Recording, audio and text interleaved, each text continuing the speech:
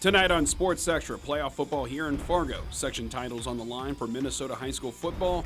UND and the Fargo Force are in action tonight. Plus, we have the Chris Heisey Play of the Week nominees. KVRR Sports Extra starts right now. Good evening and welcome to KVRR Sports Extra. I'm Ron Balake and that's Bob Ross.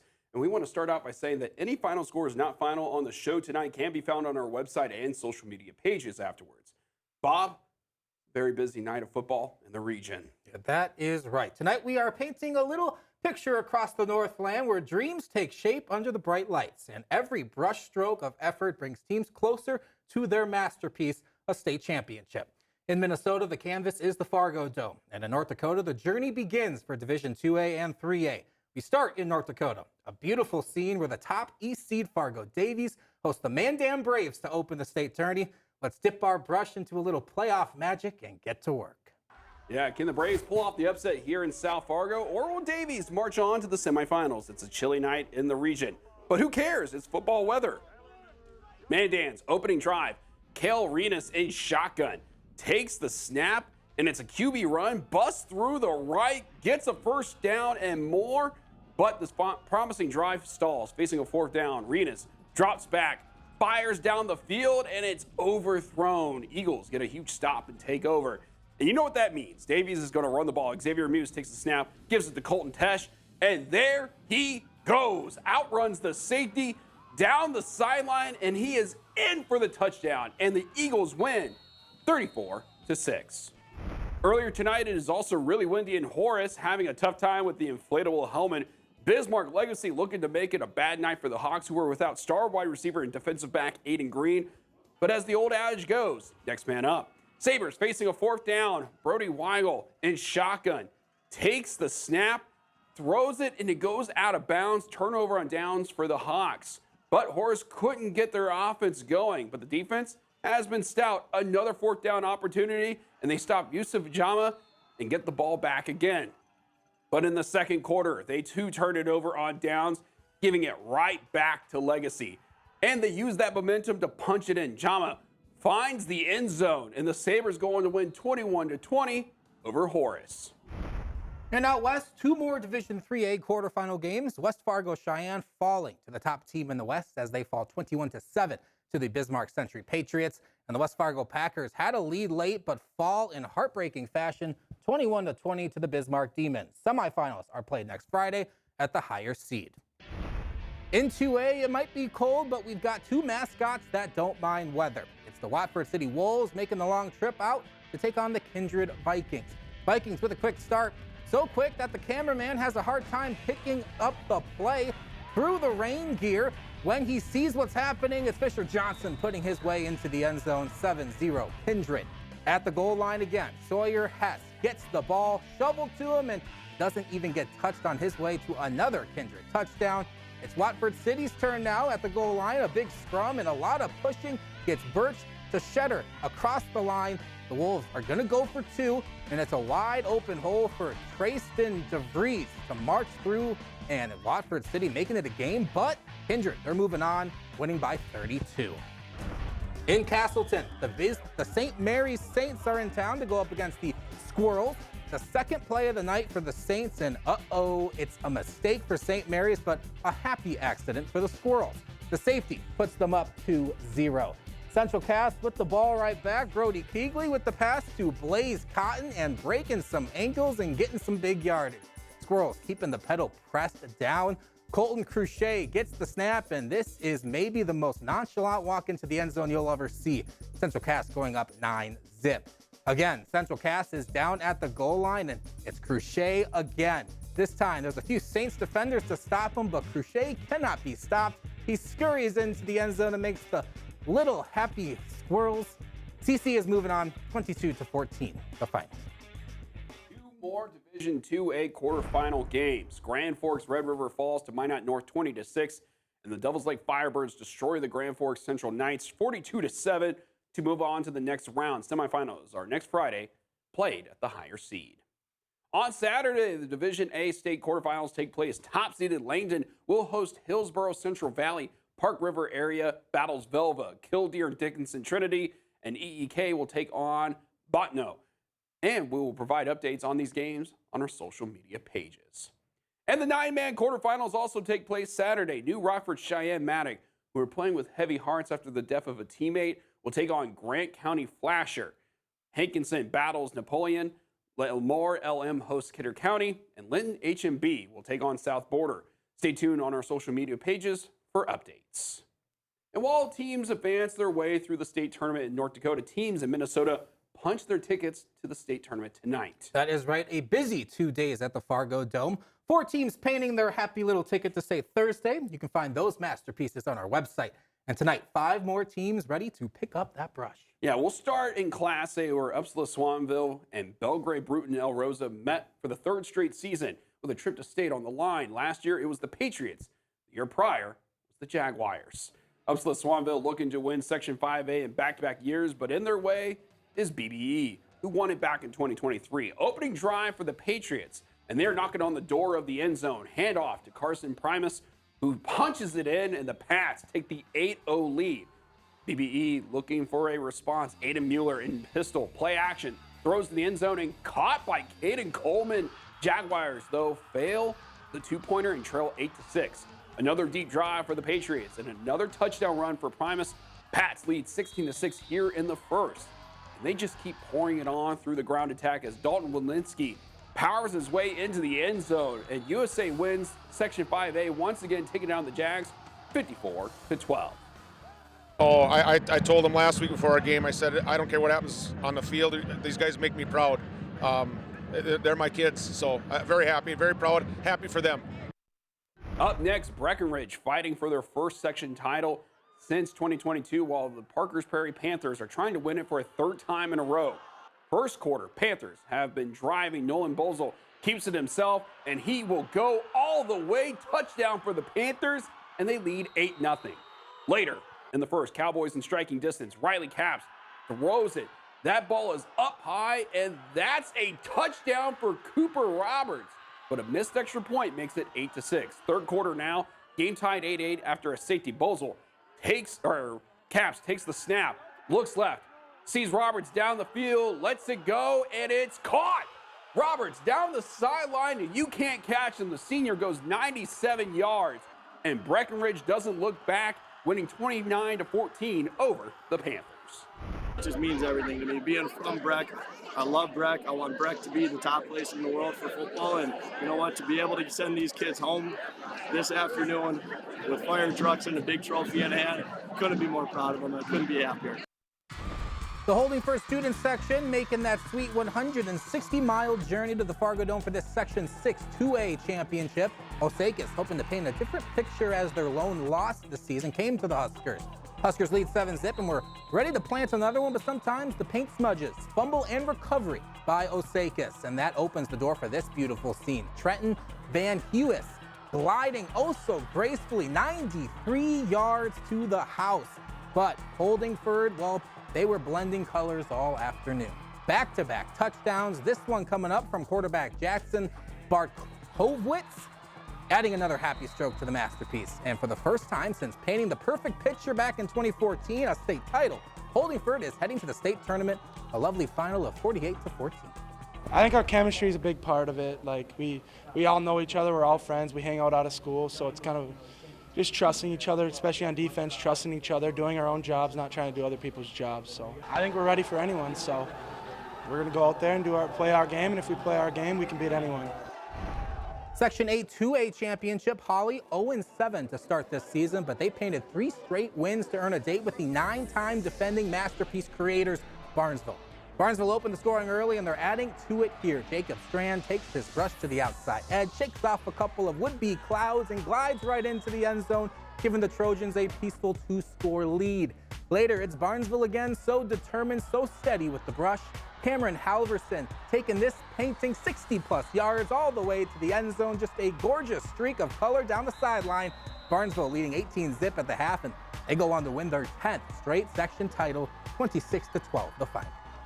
Feels amazing. I mean, this is our moment to contribute to this 10-peat, but I mean, it's all the teams before us, and it just feels amazing to be part of something so big of the community, and it's amazing.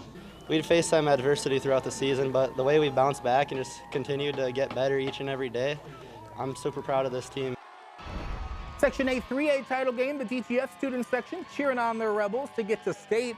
Opening drive for their opponent tonight, Thief River Falls, back to pass, but from behind comes Nolan Dale to force 4th down and a punt. Ensuing DGF drive. This guy has been defense's worst nightmares all season. Jace Baumgartner finds the hole and bursts down the sideline. Is stopped inside the 10, but it's a run of 55 yards. 4th and goal now after some stops by TRF, but Baumgartner finishes the job for the score and a 7-0 DGF lead. This one still going on at last check for us. 21-12 DGF at half. A final score will be up on our social media pages once it is over. Section 8 3A title game, the DGF student section cheering on their Rebels. We're going to have Moorhead against Woodbury here. This is Minnesota Class 6A football, and that was Jet Feeney to David Mack for one score. This one is Feeney to Zach Walker for another score. And then down by 2 in the second quarter, Tay Rich going 40 yards to the end zone here, and it is Moorhead advancing to the next round of the playoffs. They win this one 64-48, the final. After the break, top 10 hockey. Welcome back, and 2 more section championships in Minnesota for our region in 5A. Alexandria is off to state with a 49-21 win over Bemidji. And in 4A, Fergus Falls wins 27-26. All state tournaments are set to begin next week. Now we're back to hockey. North Dakota begins NCHC play tonight versus Minnesota Duluth. Nodak has won the last 8 meetings with the Bulldogs, but tonight's canvas a little different. Duluth is on a happy little roll this season, coming in with a 7-1 record. UND ready to take the ice in the beautiful white and green getup, but which version of this team will show up at the route? It is game 1 against Clarkson, where they lost badly, or is it the team that won a close one on the road in game 2? Well, if you are a UND fan, this is not what you want to see. Duluth with the pressure, shorthanded, and that is just too easy for Max Plant. He scores the shorty, and North Dakota gives up a goal while on the power play. The pride of Hermantown, giving North Dakota problems early on.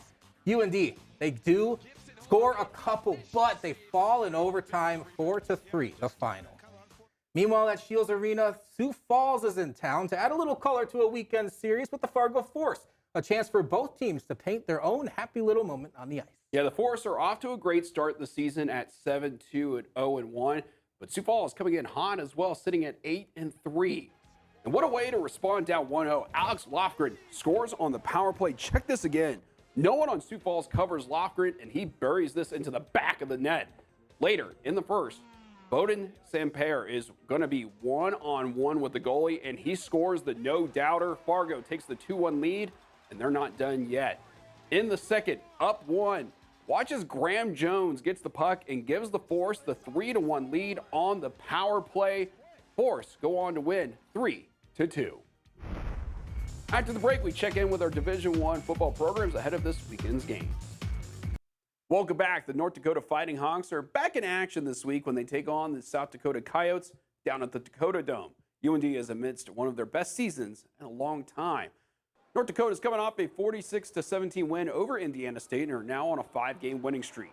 Part of the success for the Fighting Hawks is their buy-in to the 4-2-5 defensive scheme brought in by head coach Eric Schmidt. These players have bought into it, and it's paying off in spades on the field for North Dakota, and they rank highly in among many of the categories for the Missouri Valley Football Conference.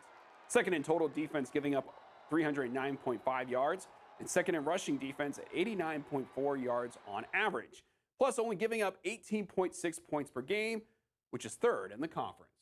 It was hard initially, just having a whole new defense come in, but every day I feel like the coaches really made us challenging on us at practice, so just kind of drilling it in our heads, and it wasn't perfect at first, and it's still not perfect, but I feel like we made a really long strides in learning that. I think it's huge. That's one thing I've been really impressed. There's been no pushback from day one as far as coming in here and having to learn something new. At times you're recruited, for specific positions, and then, as you get here and a new staff comes in and a new system, maybe, it's not the exact position and skill set that you were recruited for. And our guys just, put their head down, went to work. That was, that was the number one thing that I really felt like in the classroom. Our guys really worked hard. We pushed the installs. I think, that's how you do these things. The Fighting Hawks will be on the road tomorrow afternoon as they take on the Coyotes at the Dakota Dome at 1 p.m. Switching to the Bison, the top team in the country continues to roll through team after team, and they now have their sights set on the Youngstown State Penguins. This has been one of the all-time great seasons so far for the NDSU Bison. The offense continues to produce at a high level, leading the Missouri Valley Football Conference in scoring, averaging 42.9 points a game, total offense averaging 494 yards, as well as the top passing and rushing attack. North Dakota State is also the top defensive team, not only in the conference, but also the country. NDSU holds foes to only 9.6 points a game. One of the factors to this is the dominant defensive line the Bison have, who are getting to the quarterback, blowing up plays in the backfield. I can't speak enough about the leadership that's in that room. I think everybody knows Jackson Dudenhaver, unbelievable leader, captain. Like, he's just an all-American kid. He's done an unbelievable job of setting a really good precedent, obviously, for what that room should look like. But then you also look at the other guys, Logan Larson and Keenan Wilson, who are, kind of the older guys in that room. The way they go about their business, it makes it really easy for the young players to go, okay, this is what it's like. This is a standard that room has already been set. So I think that's what's really led us to have, those young guys be able to step into roles and have some success. The Bison will take on the Penguins tomorrow afternoon at 2:30 p.m. at the Fargo Dome. As for the Minnesota Vikings, they have had a couple of tough brush strokes these last few weeks. The canvas hasn't looked the way they have hoped, but Sunday brings a fresh palette. They head to Detroit with a chance to paint a brand new picture. After 5 games on the sideline, J.J. McCarthy is set to pick up that brush again. The Vikes hoping his return adds a few happy little strokes back into the offense after 5 games with Carson Wentz. McCarthy says he is ready to jump back into the picture. Extremely confident. Every time we step out there, it's the work that we put in every single week. It's the trust in my teammates and coaches, and all of that's been at an all-time high. It sucks not being able to get the reps and, be able to continue to progress all the fundamentals and all the little things, but there was a lot of areas that, I picked up and think I benefited from, just watching and observing from the sidelines. A fresh canvas awaits Sunday at noon. The 3-4 Vikings take on the 5-2 Lions, who are coming off a happy little bye week. Injury updates heading in. Out for Minnesota, C.J. Ham, Jeff Okudah, and Josh Oliver. O-lineman Christian Darrisaw and Brian O'Neill, in addition to Josh Metellus and Andrew Van Ginkel, will go into the game questionable. After the break, we will review our nominees for the Chris Heisey Play of the Week. Welcome back. It is now time for the best part of the show. Let's take a look at this week's Chris Heisey Play of the Week nominees. 4 happy little plays on our canvas tonight. Let's gently stroll through them together. From the Fargo Dome, on their own 3-yard line, Riley Capps in shotgun, looks right, looks left, throws it up, and Cooper Roberts makes the catch, and he will go 97 yards to the house. Roberts was unstoppable in this game. I was also run over here. Watch as I get bumped and the camera shakes a bunch. But that's a 97-yarder for the Cowboys, who go on to win the Section 6A title. Play 2 from Thursday night, Red Lake County versus Bonoma and Waubun, and sometimes in football, just like a painting, you put a little trust in your brush, or in this case, your wide receiver. Rebels quarterback Connor Duden just giving a guy a chance, and it's Ethan Johnson somehow coming down with it. Duden just with the peaceful little jump ball, and Johnson rises up through the trees for a grab over the defender. A happy, beautiful little football moment. Back at the Fargo Dome, Eli Peterson, using his feet, finds Kellen Johnson, who sheds the tackler, stays on his feet, and he is gone. The junior scores a clutch touchdown for the Bearcats, once more for Kitson County Central. Peterson buys some time with his feet, then throws it to Johnson, who catches it, tells 9 to get off of him, takes a hit, but stays in bounds. And also, the rest is history. Play 4, Central Cass taking on St. Mary's. Squirrels threatening to score, and check out Colton Cruchet here. He will not go down, powering his way into the end zone. One more time, Cruchet with determination, helping the Squirrels advance their way through the postseason. But who should win? That is for you to decide at home. We have 4 plays to choose from. Is it Cooper Roberts going 97 yards to the house for Breckenridge? Ethan Johnson's catch for Red Lake County? Is it Kellen Johnson getting the clutch touchdown for Kitson County Central? Or is it Central Cass' tough touchdown run from Colton Cruchet? Vote on our X page and Instagram at KVR Sports and on the KVRR Facebook page, and we will reveal the winner on Monday night. Ryan, do you have an update on DGF and TRF? A lot more happy little points were scored for DGF. They're going to go to state. They're winning by 20 in the fourth. All right, well, folks, have yourselves a wonderful Halloween. We'll catch you next time.